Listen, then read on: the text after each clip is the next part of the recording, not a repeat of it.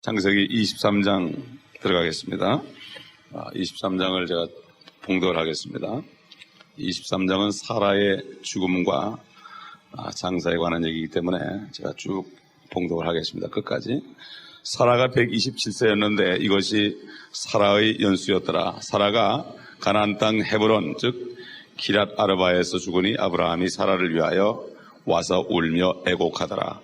아브라함이 그 시체 앞에서 일어서서 헷의 아들들에게 일러 말하기를 나는 타국인이요 당신들 가운데 기거하는 자니 당신들 가운데서 매장지를 내게 소유로 주어서 나의 죽은 자를 내 앞에서 장사하게 해주시오 하니 헷의 자손들이 아브라함에게 대답하여 말하기를 내 주여 들으소서 당신은 우리 가운데서 강력한 통치자시니 우리의 묘실 중에서 좋은 것을 골라 당신의 죽은 자를 장사하소서.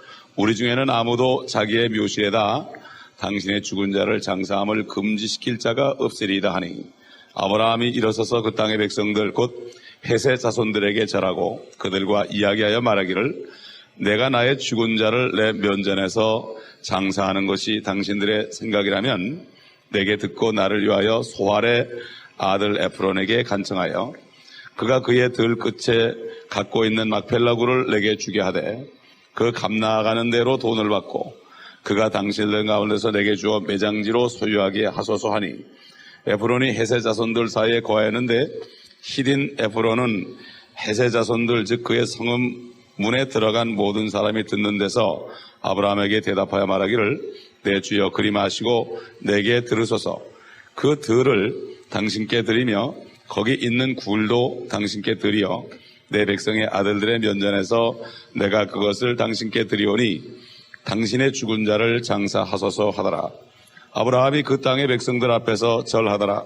그리고 그가 그 땅 백성들이 듣는 데서 에프론에게 일러 말하기를 당신이 그것을 주신다면 부탁하노니 내게 들으시오. 내가 그 들의 값을 드릴 테니 내게서 받으시오. 그러면 내가 내 죽은 자를 거기 장사하리라 하자. 에프론이 아브라함에게 대답하여 말하기를 내 주여 내게 경청하소서. 그 땅은 은 400세겔이나 그것이 나와 당신 사이에 무슨 상관이니까 그러하니 당신의 죽은 자를 장사하소서 하니 아브라함이 에프론에게 경청하고 아브라함이 헷의 아들들이 듣는 데서 그가 말한 대로 상인들이 통용하는 돈 은 400세겔을 에프론에게 달아주더라. 마무리한 막펠라에 있는 에프론의 들 곧 들과 거기 있는 들 사면의 모든 지경에 있는 모든 나무들이 헷 자손들의 면전 즉 그의 성문문에 서급문에 들어간 모든 사람들 앞에서 아브라함의 소유로 확정되었더라.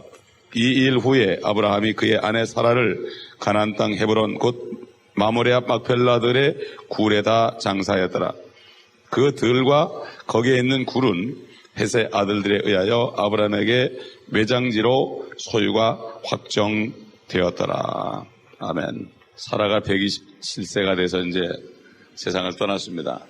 성경에 보면은 여인으로서 이 세상 떠난 나이가 기록된 사람은 유일하게 사라 한 사람입니다.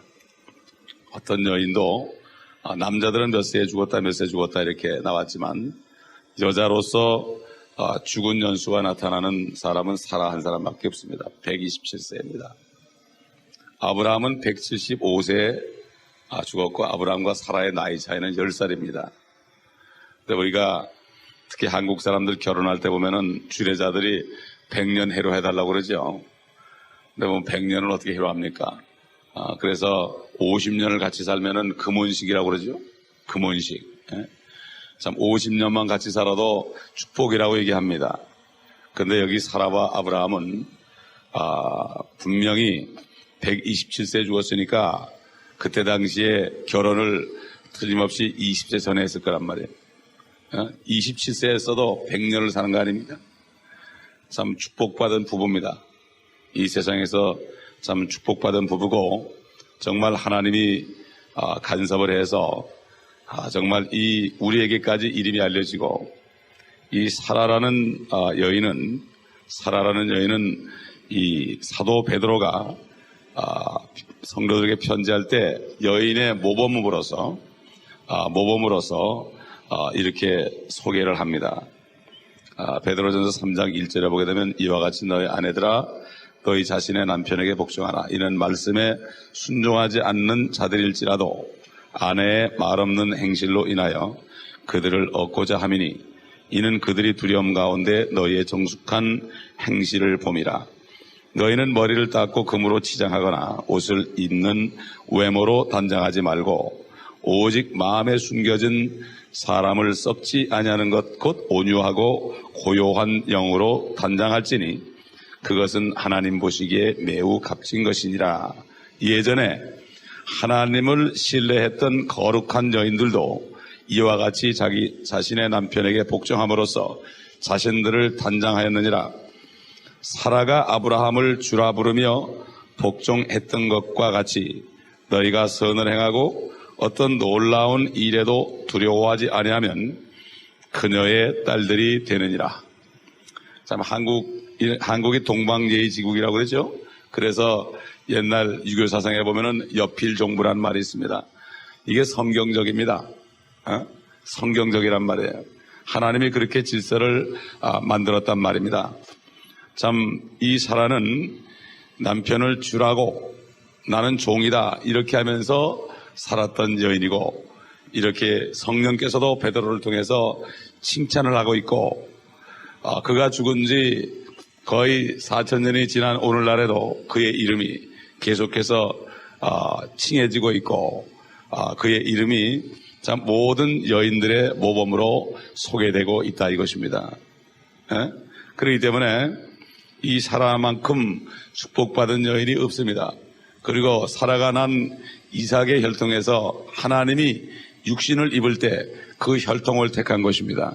가장 모범적인 부부로부터 부부 속에 들어가서서 그래서 결국은 그 혈통 속에서 육신의 혈통 속에서 인자로 사람이 되신 하나님이 그 사람으로서의 혈통은 바로 이삭의 혈통으로부터 나오셨다. 물론 그분이 잉태된 것은 성령으로 잉태된 것이지만 그러나 완전한 사람으로서의 육적인 계보는 그 사라라는 여인 속에 잉태된 이삭을 통하여 나타난 그 족보 속에서 태어나셨다는 것을 우리가 알 수가 있습니다. 그리고 이 아브라함은 하나님 아버지의 모형입니다.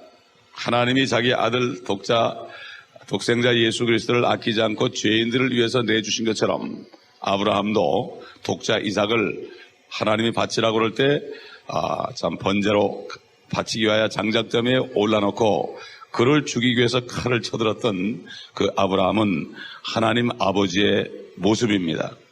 그리고 리브가는 지금 잠시 동안 땅속에 묻혀 있는 것 같은 이스라엘 민족의 그러한 모형입니다. 그래서 이제 창세기 24장에 가보면은 이제 사라가 죽고 이삭의 아내 리브가가 등장하는데 리브가는 이방 여인으로서 바로 이삭은 예수 그리스도의 모형이고 예수 그리스도가 우리 같은 이방인들에게 결혼하는 그러한 놀라운 모습을 24장에 보여주는 것입니다. 이스라엘 민족은 사라처럼 지금 2000년이 넘도록 무덤에 갇힌 자들처럼 묻혀 있습니다. 그러나 앞으로 그들은 부활할 것입니다. 에스겔 37장에 에스겔 굴짝에 있는 마른 뼈들 정말 조금도 살 가망이 없는 사람들을 향해서 하나님께서 에스겔에게 인자야 이 뼈들이 능히 살겠느냐 주께서 아시나이다. 그래서 말씀을 내어냈더니 뼈들이 다 붙어가지고 근육이 붙고 일어났고 그 다음에 거기에다가 숨을 집어넣었더니 일어나가지고 큰 군대가 된 것처럼 이 모든 사람들은 이스라엘 족속이다. 앞으로 이스라엘 민족이 부활할 것입니다. 사라도 마찬가지로 부활을 할 것입니다. 그리고 여기에 아브라함의 행위에서 우리가 배울 것은 아브라함은 자기 아내를 매장할 그 무덤을 지금 이방 사람들하고 얘기해서 사는 장면입니다. 그 이방 사람들은 아브라함이 하나님과 함께하고 그를 통치자로 이미 인정을 했고 그가 상당히 강한 통치자라고 인정하면서 거저드리겠다고 그랬습니다. 그런데 아브라함은 절대로 거저받지 않았습니다. 아브라함은 세상 사람들에게 신세를 지지 않았습니다. 옛날에 조카 롯을 구하기 위해서 많은 나라들을 쳐부시고 들어올 때 소돔 왕이 나와가지고 자기가 참 차지한 그 물질을 아브라함에게 주었을 때 아브라함은 그에게 실 오라기 하나라도 받지 않겠다고 그랬습니다. 내가 너 때문에 치부했다는 그러한 얘기를 듣고 싶지 않다. 바로 이것은 하나님의 사람들이 이 땅에 살면서 세상 사람들 관계에서 얼마나 깨끗해야 되고 영적인 정말 자존심을 지키고 하나님의 자녀로서 그들에게 피해를 주지 않고 그들을 정말 그들에게 이익을 줄지언정 그들에게 피해를 주지 않고 그들로부터 그냥 거저 취하지 않는 이러한 태도를 보인 것은 바로 오늘날 그리스도인들이 이 땅에서 어떻게 살 것인가에 대한 교훈이 바로 그러한 것입니다. 마지막으로 이렇게 정말 아브라함과 사라는 100년이 넘도록 해로하면서 하나님의 뜻이 이룰 때까지 그들은 끝까지 순종함으로 물론 잠깐 실수도 했지만 그러나 하나님께서는 그 실수까지도 인정하시고 이스마엘의 자손들을 지금 바다의 모래처럼 많게 해주셨습니다. 이스마엘도 12지파를 줬습니다. 하나님의 뜻을 이루는 사람들은 실수를 할지라도 그러나 그것을 인정하시고 실수해서 난 사람들까지도 하나님은 그들을 축복했습니다. 중동 사람들 쳐놓고 가난한 사람이 없습니다. 그들은 기름 때문에 지금 부를 누리고 있습니다. 이것이 바로 아브라함이 하나님의 일을 위해서 그가 순종했기 때문에 받은 분복 중에 하나입니다. 그래서 아브라함은 정말 하나님의 뜻을 이루고 25년에 걸쳐서 이삭을 낳는 데까지 또 이삭을 드리려는 시험 수십 년에 걸쳐서 그의 결혼 생활은 하나님으로부터 시험을 받고 그 테스트를 받아서 인정받는 그러한 삶을 살았던 것입니다. 우리의 삶도 마찬가지입니다. 이 땅에 살면서 하나님이 계속해서 우리를 테스트하고 우리를 연단할 때 끝까지 약속을 믿고 그분을 신뢰함으로 그분의 얼굴을 사탄의 앞에서 드러내드리고 영광스럽게 할 때 하나님은 참 우리 자손들에게도 영육간의 축복을 할 것입니다. 그러나 참으로 이렇게 하나님께 인정받았던 아브라함과 사라도 아담이 지은 범죄 때문에 죄의 싹은 사망이다. 죄의 싹은 사망이다 하는 하나님의 말씀의 법칙 때문에 이렇게 아브라함이 슬피 울면서 곡을 하며 정말 그 아름다운 아내를 떠나보낼 때 마음이 어떻겠습니까? 참 자기를 주로 섬겼던 그 아내 하나밖에 없는 아내를 보냈을 때 아브라함의 마음이 어떻겠습니까? 이삭은 그 아들 이삭도 어머니 때문에 굉장히 마음이 상했다고 그랬습니다. 그만큼 좋은 어머니였습니다. 그러나 죄의 값이 이렇게 무서워서 참 요즘에도 부부가 떨어지고 누가 먼저 죽고 사고로 죽고 그럴 때 고통받는 모습들을 많이 보죠. 죄의 싹은 사망입니다. 그러나 하나님의 선물은 우리 주 예수 그리스도 아래에 있는 영원한 생명이니라. 할렐루야. 그렇기 때문에 참 하나님은 이렇게 죄의 값을 치러야 됐지만 그 죄의 값을 자기 자신의 침으로 말미암아 우리에게 선물을 주셨다 이겁니다. 자기가 죽으심으로 죄의 값을 자기가 받은 겁니다. 그래서 하나님이 이 땅에 오셔서 죄의 값을 받기 위해서 오신 겁니다. 그래서 우리에게 사망이 우리에게 있어야 되겠지만 선물로 생명을 주신 것입니다. 이러한 선물, 이 선물처럼 좋은 것이 어디 있습니까?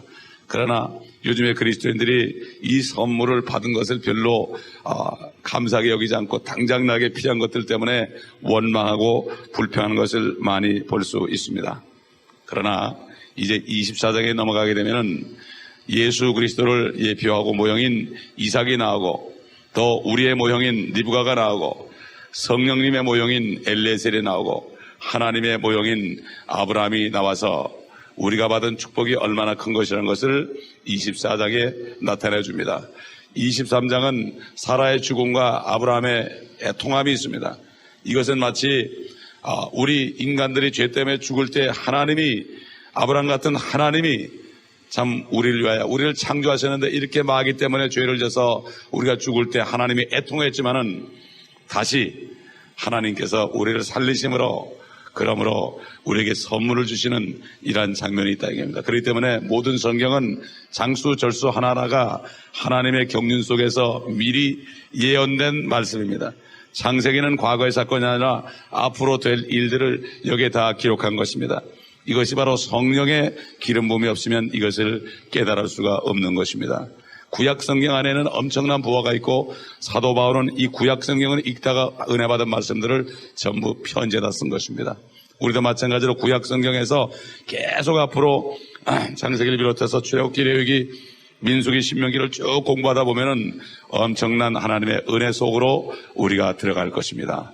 또한 이러한 은혜를 우리 자녀들에게 줘야만 이 자녀들이 이 땅에 사는 동안에 앞에 있는 물질적인 유혹에 넘어가지 않고 영원한 하나님의 주신 축복을 사명하며 너무나 멋있게 사는 자녀들이 될 것입니다. 그러므로 우리는 오늘도 기도할 때 자녀들에게 이 말씀을 가르쳐서 온전히 이루어질 수 있도록 도와달라고 기도하겠습니다. 그리고 멕시코도 어제 저하고 얘기했는데 그리스도 목사가 이제 먼저 영어로 된 것을 가지고 저들에게 가르치기로 했고 제가 정기적으로 가서 그들에게 말씀을 계속해서 하루에 몇 시간씩 가르치기로 했고 유카탄도 김종인 선교사님이 세대적 진리라는 그 책을 벌써 스페니쉬로 번역을 시작했습니다. 하나님께서는 우리가 기도하니까 이미 모든 것을 다 준비시켜 놓으시고 하나님이 하시고 지금 이 미국 땅에서도 정말 하나님께서 준비하신 종들, 말씀을 삼하는 종들을 300명을 모아가지고 그들을 마음껏 먹이고 입히고 그들에게 24시간 365일 매일 같이 있으면서 말씀을 가르치고 이 성경을 다 통달하게 한 다음에 하나님께서 원하시는 선교지로 보내는 이러한 역사를 이룰 것입니다. 믿음으로 선포할 때 하나님께서 의심하지 않을 때 그 믿은 대로 된다고 그랬습니다. 산을 향하여 명령하고 마음에 의심하지 않고 그대로 될 것을 믿으면 그대로 된다고 그랬고 하나님의 뜻 안에서 무엇인지 구하면 된다고 그랬습니다. 하나님이 기뻐하시는 것인데 우리가 구하지 않을 것이 어디 있습니까?